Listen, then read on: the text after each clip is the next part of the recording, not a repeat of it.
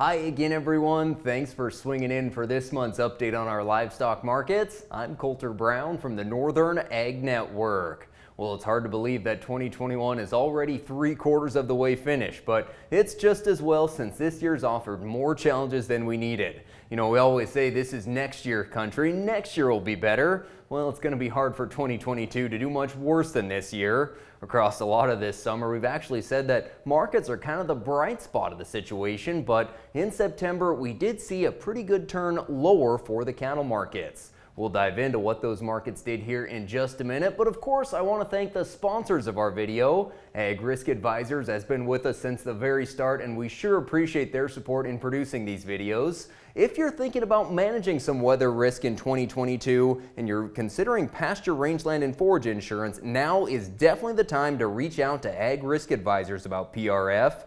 It's definitely proven its value this year, so if you have questions, you can learn more at agriskadvisors.com, and we'll talk a little more about PRF later on in the report.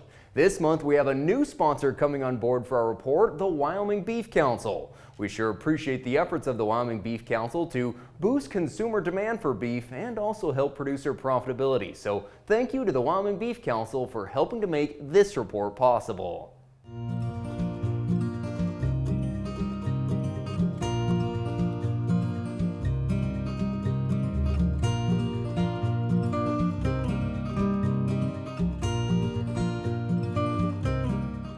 Now let's dive straight into our livestock markets. Of course, we're going to start with the cattle futures. A month ago, we were coming off of contract highs for both the live and feeder cattle, but things really did turn down in September.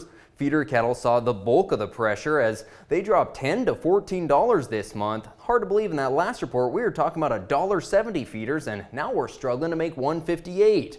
Not helping the feeders this month was a bearish cattle on feed report that showed higher than expected inventory and placements into feed yards above a year ago. That did cause a big drop in the feeder futures, but they did make some of it back the following day. Feeders probably were overbought a month ago, just not enough market factors to support that price level, but now we're feeling pretty oversold and should be due for a correction once we get through the bulk of the fall calf run and see how this year's corn crop turns out. Now, corn actually finished the month of September pretty close to where it started it. We did see prices move down into that low $5 money in response to the hurricane that hit the Gulf, but corn did regain most of what was lost. Now, in the live cattle futures, we're down about $5 to $7 from the highs reached a little over a month ago. The futures are still holding quite a premium when we look into the 2022 contract, so optimism remains that prices will improve. Much of the weakness in live cattle over the last month was related to the drop in boxed beef prices. You'll remember that wholesale beef values were rocketing higher in August, but as usually happens as Labor Day approaches, beef prices came back down, and $3 boxed beef is still historically high.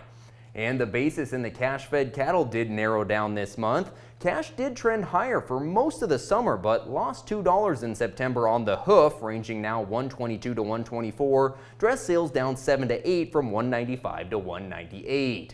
Of course, with the drought causing early weaning and early preg checking, we've seen a lot of cows come to town over the last month. Now that has weighed on prices to some degree, especially for the thinner cows. We've seen some dipping down into the 40s, but the bulk of the trade in the 52 to 58 cent range.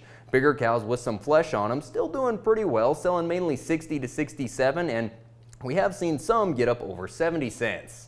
One thing's for sure, there will be less cows to breed across the West next summer. It's hard to say what level of liquidation we're seeing. We've heard a lot of people say 15, 20, even 30% less cows that'll leave the country this year. It definitely looks like less heifers are going to be kept back for replacement. It's a tough issue, but as we look forward, demand for bred and replacement cattle is going to improve, especially from areas of the country that didn't see quite as dry conditions as we did. And once the moisture returns, this female market could really come back to life.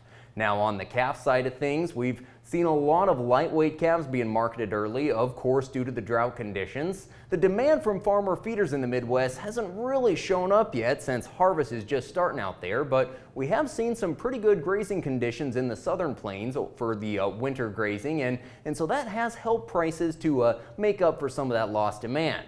Now, as we look at some of our recent sales across the region, 3-weight steer calves have sold primarily from $2.15 to $2.25, 4 to 4.5 weights from $1.90 to $2, some over $2. Heavier end of the 4-weight steers bringing $183 to $191. The 5 to 5.5 weights doing very well from $175 to $183. Not a lot of heavier 5-weight steers selling, but those that have range in $165 to $175. CattleFax says the calf market should find its low here by the middle of October, and they're saying we could see fairly strong price support at $1.65 for those 5.5 weight steers. Now, we have seen a lot of feeder lambs marketed over the last month, and the large volumes have brought the prices down a little bit, but they've held in very well. At the Newell sheep yards, we actually saw prices steady to higher with 70-pound lambs from $267 to $282, 80 to 100-pounders $245 to $260, and ewes performing very well, getting all the way up to $1 too. Across most of the cull ewe sales, though, we've seen them selling more like $75 to $85. Optimism definitely seemed to be there at the Montana Ram sale in Miles City, where the average across all breeds came in $300 over 2020's levels at $18.43 a head. And wrapping up our report, we want to look a little bit on the policy front because there's definitely been a microscope on the livestock industry on Capitol Hill. USDA announced a new program to help cover feed transportation costs. They are going to reimburse ranchers for 60% above normal feed transportation costs in 2021. There's still talk about more aid that could come out, and also don't forget to apply for the livestock forage program. Now, in September, legislation was introduced to re-implement country of origin labeling for beef, and USDA is reviewing the product of the USA label as well. The Biden administration definitely took aim at meat packers over the last month that they blamed for consumer price inflation for meat, while cattle producers receive less money. Now, to combat the rising prices and to try to help producers, Ag Secretary Tom Vilsack announced some efforts that will include stricter enforcement of antitrust laws and enforcement of the Packers and Stockyards Act. He also said USDA is producing some studies on price discovery and working with Congress on some legislative efforts to improve the transparency of fed cattle prices. And the Biden administration plans to deliver over $1 billion of aid to new and existing small meat processors. And lastly, like I mentioned, I want to touch on PRF one more time. The deadline to enroll in pasture, rangeland, and forage insurance was extended to December 1st. So if you're even considering enrolling in it, definitely reach out to AgRisk advisors. They can offer a lot of great advice if you're considering mitigating potential drought risk for the next year. And with that, we'll put a bow on this month's Livestock Report. I'm Colter Brown from the Northern Ag Network. Have a good one.